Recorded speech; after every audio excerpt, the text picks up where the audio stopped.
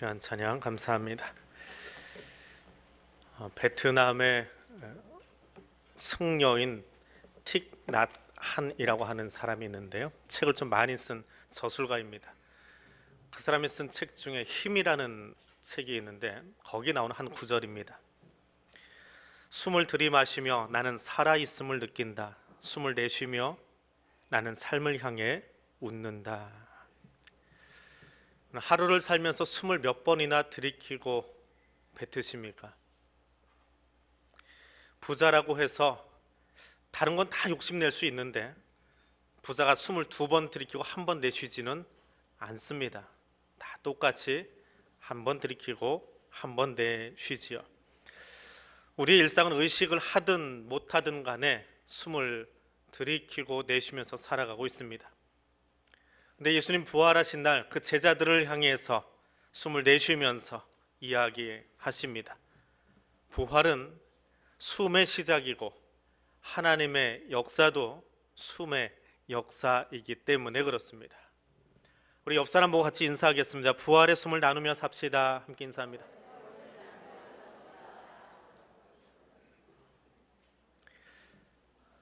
예수님 부활하신 날 제자들이 두려워서 문을 닫고 다 모여 있었습니다. 그들 가운데 주님이 오셔서 평강이 있을지어다 인사하셨는데 다들 잘 있었니? 라고 하는 말입니다. 평안의 인사를 전하던 예수님, 그 손과 상처난 옆구리를 제자들에게 보일 때에 제자들이 기뻐하면서 예수님 앞에서 어쩔 줄 몰라 합니다. 그때 예수님이 제자들에게 아버지께서 나를 보내신 것 같이 나도 너희를 보낸다 라고 말씀하시면서 숨을 내쉬며 성령 받으라 하고 말씀하십니다. 여기 숨을 내쉰다라고 하는 이 말은 엠피사오라고 하는 헬라어인데 신약 성경에 여기만 쓰였습니다. 다른 곳에 나오질 않습니다. 그럼 구약에는 어떻게 등장할까? 구약은 히브리어라고 하는 문자로 쓰였는데 1세기에 72명의 랍비들이 그걸 헬라어로 번역을 합니다. 굉장히 권위 있는 성경 중에 한 권인데 헬라어로 번역된 구약 성경을 보니까 구약의 2군데가 엠피사오 단어를 가지고 번역이 되어 있습니다. 그리고 그것을 따라서 읽다 보면 성경은 하나님의 숨의 역사라고 하는 것을 우리가 찾아볼 수 있습니다. 그 제일 첫 번째 나오는 구절이 창세기 2장 7절에 나오는 이야기입니다. 생기를 그 코에 불어 넣으시니 여호와 하나님이 땅의 흙으로 사람을 지으시고 생기를 그 코에 불어 넣으시니 사람이 생명이 된지라 이야기합니다.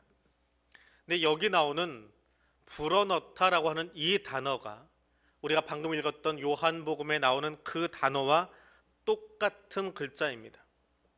원형은 같아도 변형된 글자들이 있습니다. 가다라는 단어가 가서 가고 가니 하는 것처럼 여러 가지로 바뀌지요. 원형은 같은데 약간씩 달라요. 그런데 요한복음에 있는 단어와 창세기에 나오는 단어는 똑같은 변형이에요. 엠피사오라고 하는 단어입니다. 이 단어는 창조 사역을 위한 문맥 속에서 사용되어졌습니다. 생명이 없었던 자에게 새로운 생명을 부여하는 일과 함께 사용되어졌습니다. 흙으로 빚어진 육체에게 생명을 부여하실 때에 하나님의 숨을 불어 넣으셨다라고 말합니다. 히브리어 원문을 통해서 읽어보면 하나님께서 그 땅으로부터 그 티끌을 가지고 사람을 만드셨다라고 번역할 수 있습니다. 아파르민 아하다마라는 말인데 땅을 말하는 것이 아다마입니다. 그건 땅이라고 하는 단어입니다. 근데 그것이 나중에 고유명사가 되면서 아담이라고 하는 이름이 되어버립니다. 아무튼 아담은 어떤 존재냐?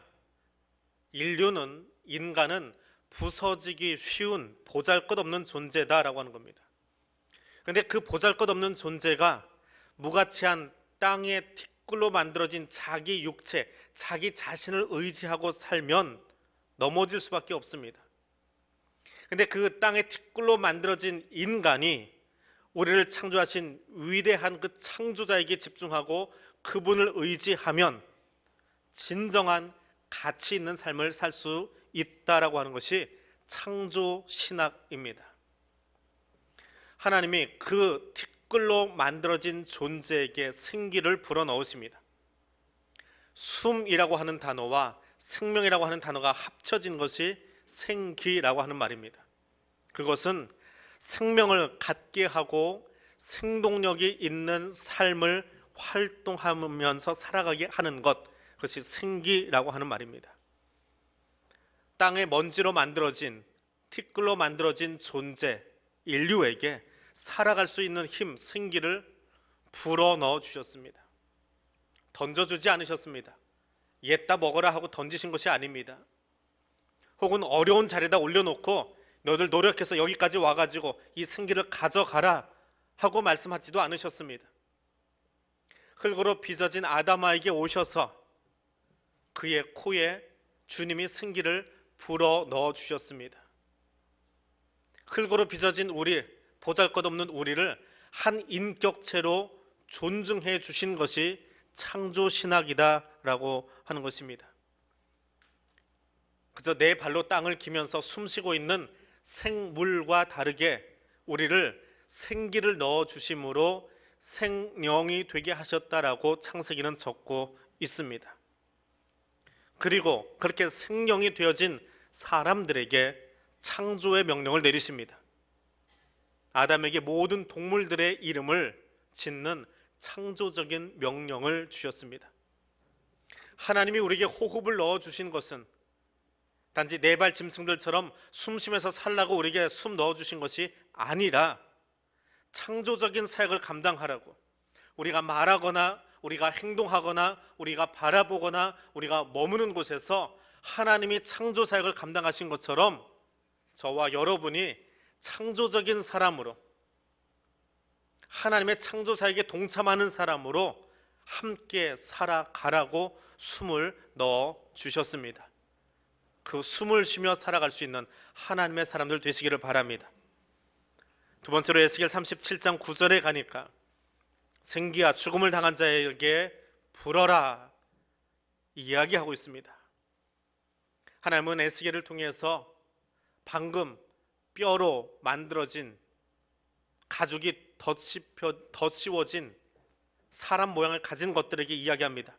너는 생기를 향하여 대언하라. 생기에게 대언하여 이르기를 주 여호와께서 이같이 말씀하시기를 생기야 사방에서 와서 이 죽음을 당한 자에게 불어서 살아나게 하라 말씀하십니다. 생기야 불어라라고 하는 말은 여기서는 명령으로 쓰였습니다. 민족의 회복을 위한 자리에 명령으로 쓰였다라고 하는 것입니다. 생명을 잃어버린 자에게 새로운 생명을 부여하기 위해서 명령하신 겁니다.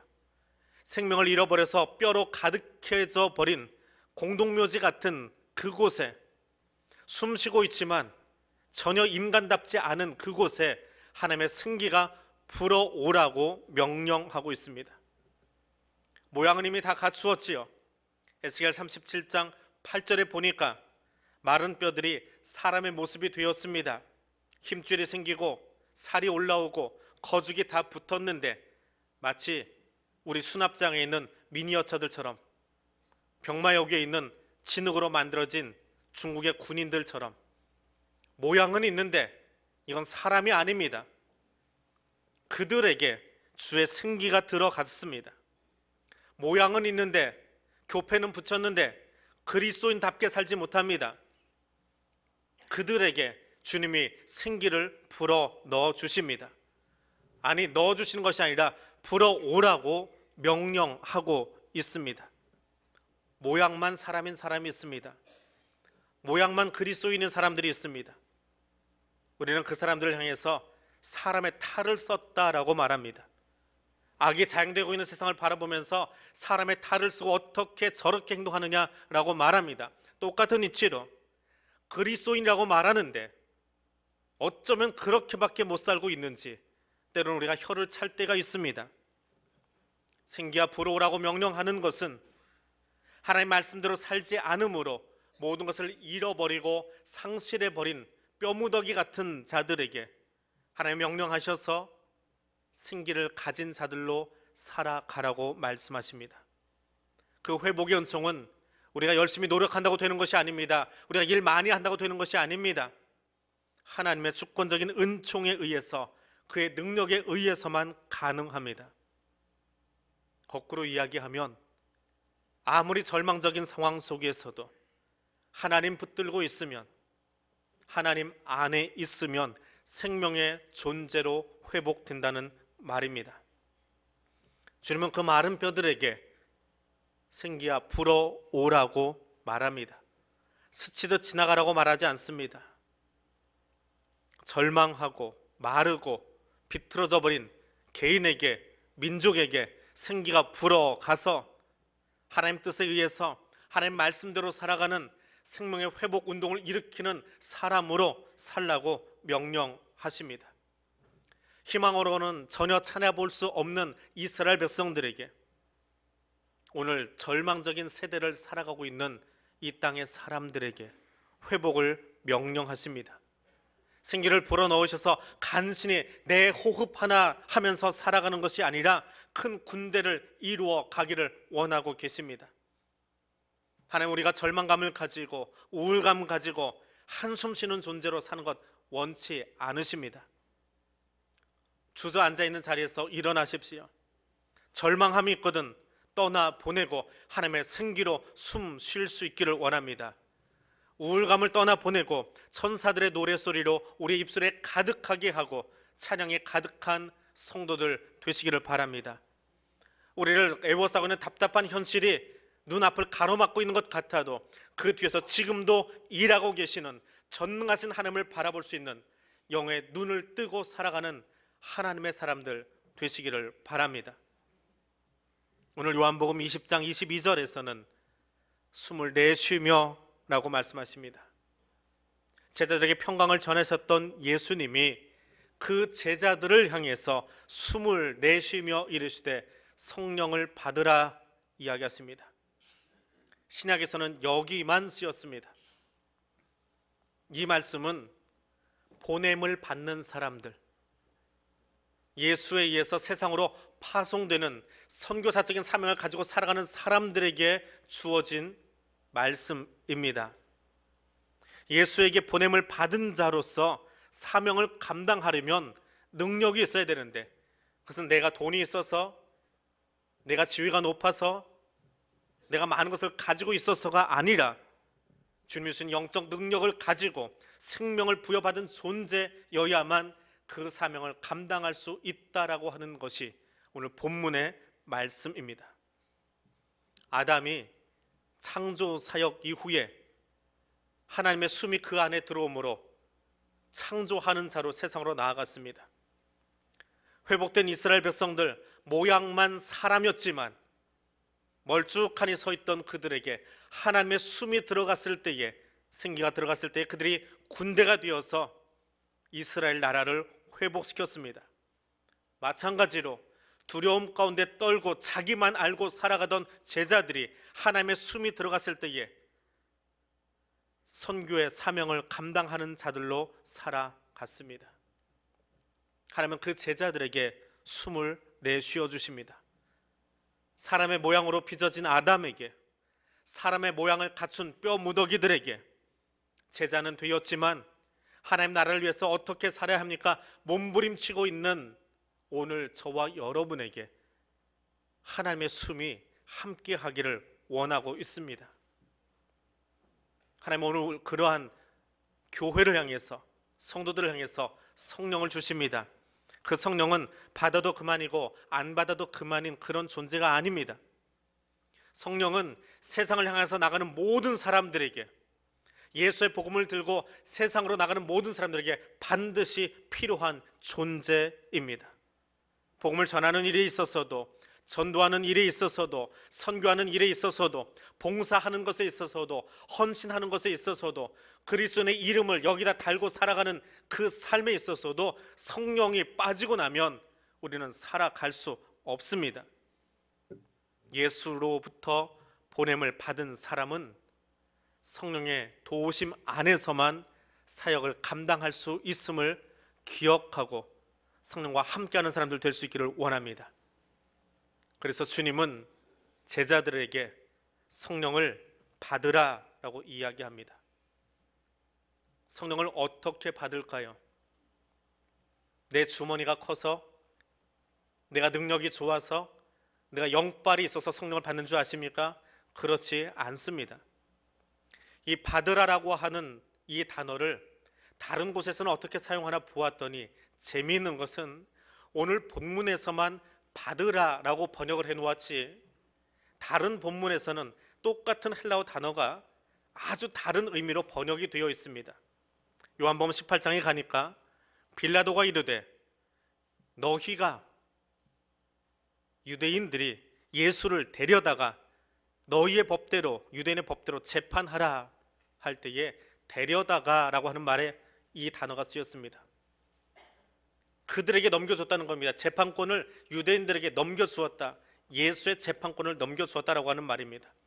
19장 6절에 가니까 빌라도가 이르되 너희가 친히 데려다가, 너희가 가져다가 너희 관할 아래서 십자가에 못 박으라라고 이야기합니다.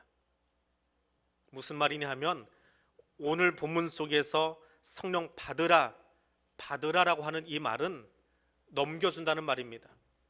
더 이상 내 것이 아니고 너희 것이니까 가져가라 하고 넘겼다는 말입니다.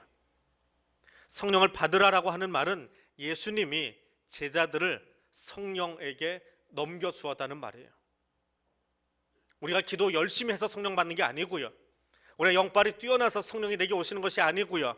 특별한 사람에게 성령이 오시는 것이 아니고 주님이 우리를 넘겨주셨다라고 하는 말입니다. 공생애를 마치고 하나님 보좌 우편으로 가시는 예수님이 저와 여러분을 고아처럼 버려두지 아니하시고 우리의 관할권을, 우리의 책임 소재를, 우리 삶의 부분들을 성령에게 위탁하고 맡기셨다라고 하는 말이 성령 받으라라고 하는 말입니다.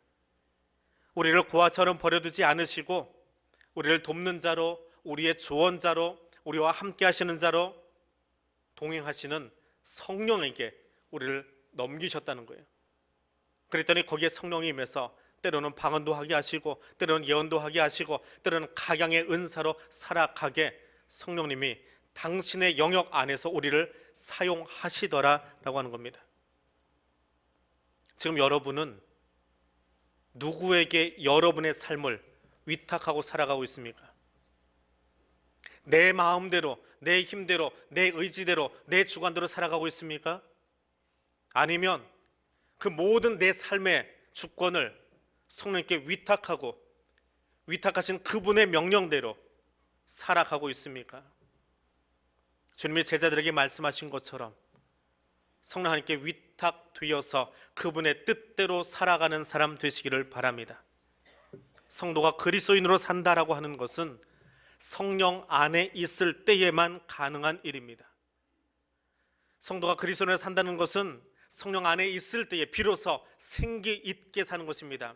밥을 잘 먹어서, 비싼 밥을 먹어서가 아니라 성령 안에 있을 때에 우리에게 진정한 생기가 돌게 된다라고 하는 말입니다.